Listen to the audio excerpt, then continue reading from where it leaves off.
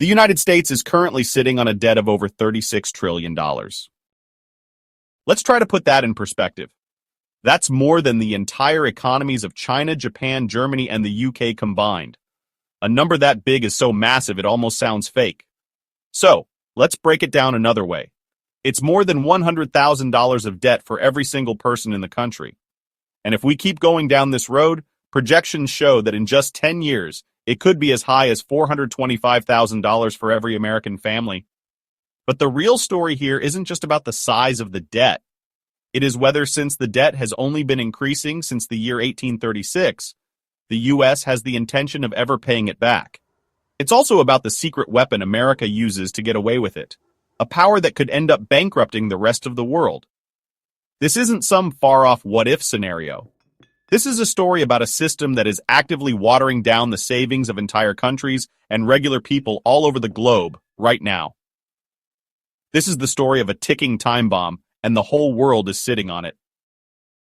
You are watching Nexus-Feed Deep Dive Session, where global headlines meet deeper analysis. Thanks for joining us on another thought-provoking video. Now let's dive in.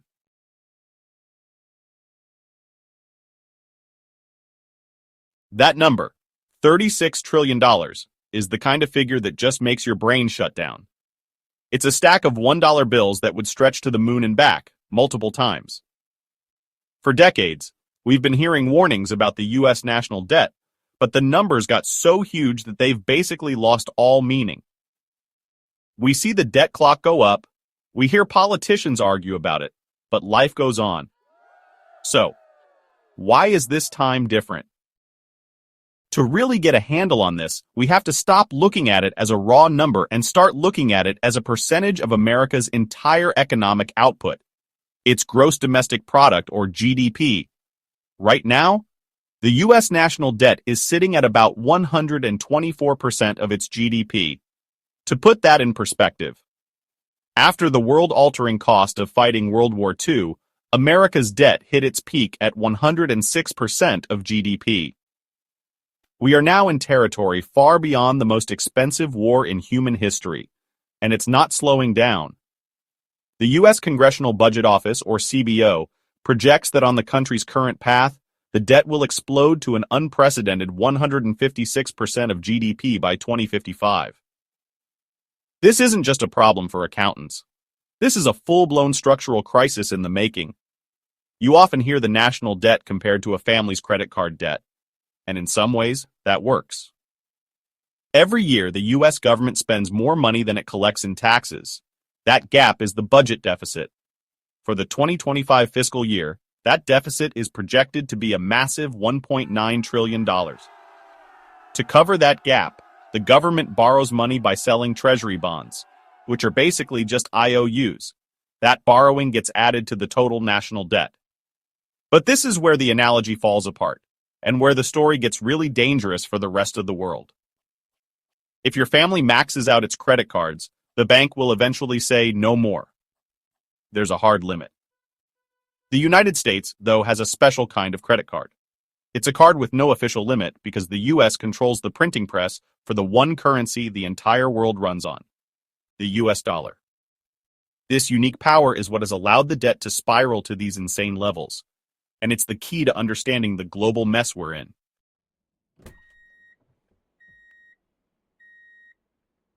So how did we get here? This mountain of debt didn't just appear out of nowhere. It's the result of decades of choices, crises, and a total shift in how America, and by extension the world, thinks about money. It might be hard to believe, but there was a time in U.S. history when the country had zero debt. In 1835, President Andrew Jackson, a man who hated debt, actually managed to pay it all off. It was the first and only time that's ever happened, and it was seen as a sign of incredible national strength. Since then, it's been a story of one-way accumulation, with a few explosions along the way. In the past, huge spikes in debt were always tied to emergencies. The Civil War, the Great Depression, the two World Wars, they all required massive borrowing. But after those crises were over, the country would usually tighten its belt and the debt would shrink as a share of the economy. The modern era is different. The debt growth is now a permanent part of the American economy. And it's been a group effort. Both Republican and Democratic administrations have overseen huge increases in borrowing. Major tax cuts in the 80s, the early 2000s, and again in 2017 slashed government income without cutting spending to match. The wars in Iraq and Afghanistan added trillions to the pile. The 2008 financial crisis led to huge bailouts and stimulus packages. And most recently, the COVID-19 pandemic response saw the government pump trillions more into the economy to keep it from completely collapsing. Each one of these was a major shock. Add them all together, and you get a debt curve that has gone nearly vertical. But the single most important event that lit the fuse on this time bomb wasn't a war or a recession, it was a meeting. In 1944, with World War II winding down, leaders from 44 Allied countries got together in Bretton Woods, New Hampshire. They wanted to build a new, stable global financial system to avoid the kind of economic disaster that led to the war. The result was the Bretton Woods Agreement. Under this new system, the US dollar became king. It was pegged to gold at $35 an ounce, and every other currency was pegged to the dollar. This made the US dollar the world's official reserve currency. Central banks all over the world started holding dollars instead of gold. The system brought decades of stability, but it also gave the United States a power no other country had ever had, what's been called an exorbitant privilege. The world needed dollars, and only America could print them. The Bretton Woods system officially died in 1971 when President Nixon took the dollar off the gold standard, but the dollar's dominance lived on. It's still the world's main reserve currency, used in the vast majority of international trade. And that is the mechanism that allows this $36 trillion bomb to keep on ticking.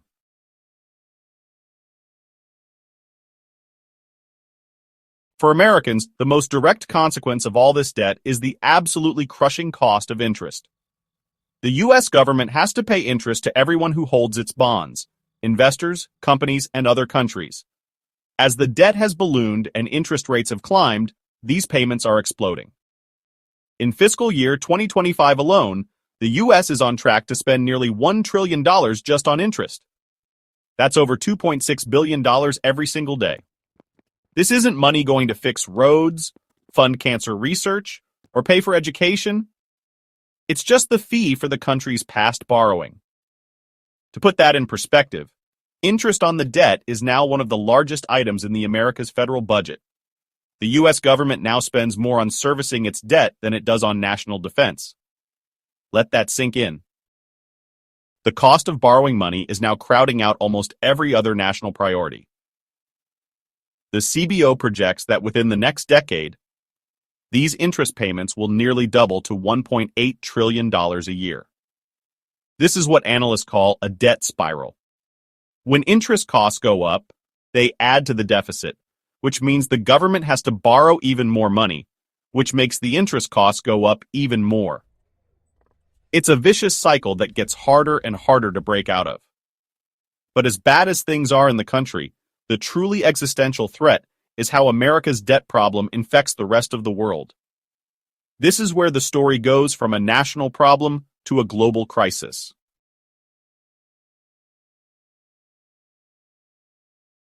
Because the dollar is the world's reserve currency, central banks from Beijing to Berlin have to hold huge amounts of U.S. Treasury bonds.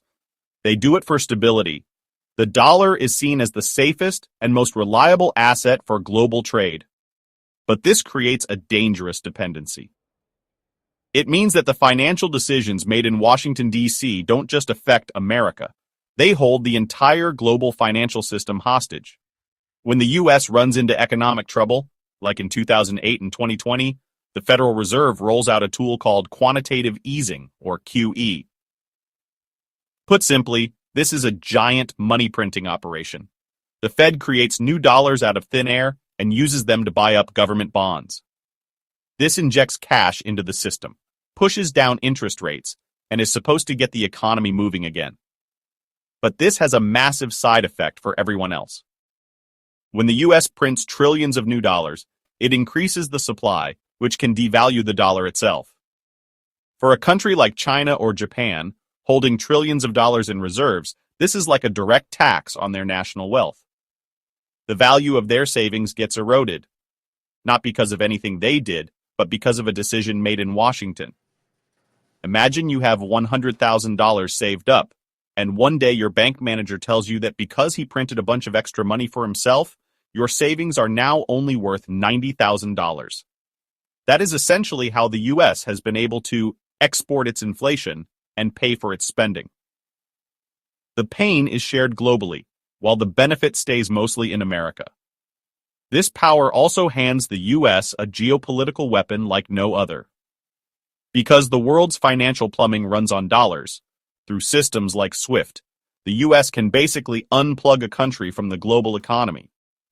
We saw this used against Iran, and then dramatically against Russia in 2022, when its access to its own foreign currency reserves was frozen.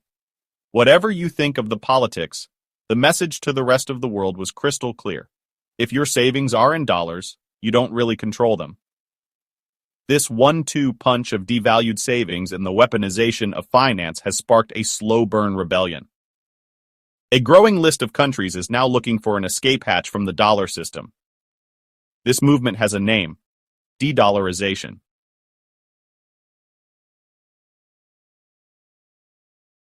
For years, if you talked about de-dollarization, people would write you off as a conspiracy theorist. No other currency could come close to the dollar's safety and universal acceptance. While that is still mostly true today, the push to build an alternative is no longer a fantasy. It's happening. Leading the charge is the BRICS group of nations: Brazil, Russia, India, China, and South Africa, which has recently expanded to include other major economies. These countries are more and more settling trade deals between themselves using their own currencies, cutting out the dollar completely. At their summit in October 2024, the group officially backed a plan to ramp up the use of local currencies for trade. You can already see the results. In 2015, around 90% of the trade between Russia and China was done in US dollars. By 2024, that had completely flipped, with over 90% of their trade done in rubles and yuan.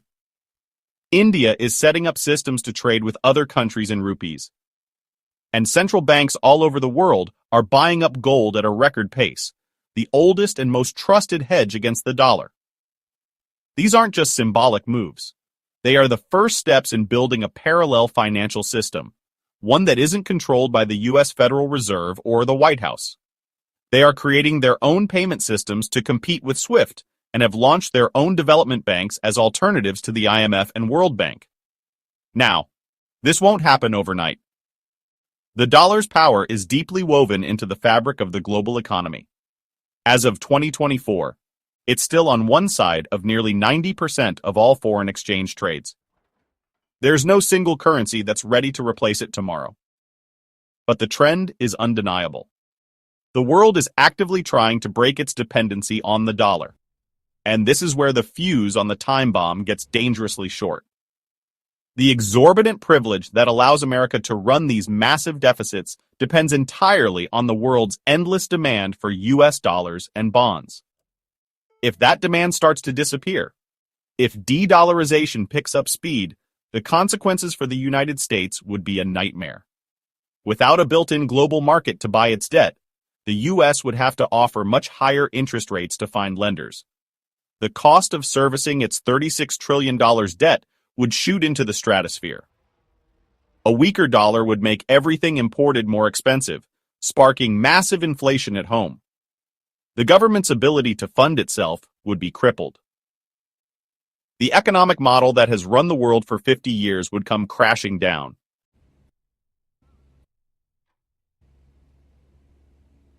So, what happens when this time bomb finally detonates? There are a few ways this could play out, and none of them is pretty. One possibility is a sudden sharp debt crisis.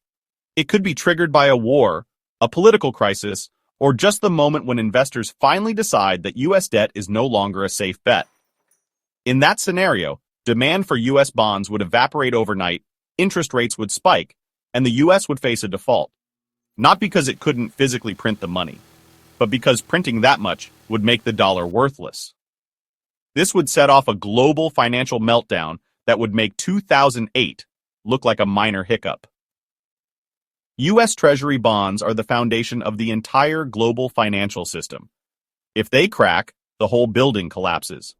Another, and maybe more likely scenario is a long, slow rot, a lost decade, or maybe two, of economic decline, high inflation, and political chaos. In this version, de-dollarization just grinds on. U.S. borrowing costs keep climbing, and the government is forced to make an impossible choice. Either slash spending on things people depend on, like Social Security and defense, or pass massive tax hikes that would choke the economy. The political infighting would be vicious, and the American standard of living would fall. The American empire wouldn't end with a bang, but with a long, painful whimper. The United States is caught in a trap of its own making. The only way it can handle its massive debt is to use its power as the world's money printer. But the more it abuses that power, the more it pushes the rest of the world to find an exit, which will eventually strip that power away. It's a feedback loop that might be impossible to escape. The path we are on is, by any objective measure, completely unsustainable.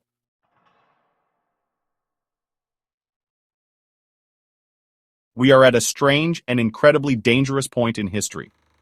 For decades, the United States has paid its bills and projected its power by riding on the world's need for dollars. This system allowed it to build up a debt so enormous that it can never be paid back in any real sense. The goal now is just to afford the interest payments, a goal that gets more expensive every single day. This $36 trillion time bomb isn't just America's problem. It's a global one. The money printing used to keep the system afloat acts like a hidden tax on the world, devaluing the savings of every country that played by the rules. The predictable result is a rebellion, a global push to de-dollarize that threatens the very foundation of American power. The great irony is that in its effort to save itself by printing money, the United States might be what finally triggers a much bigger global collapse. If the world loses faith in the dollar, the bedrock of global finance for nearly a century, we could all face a chaotic and painful transition to a new and very uncertain financial order.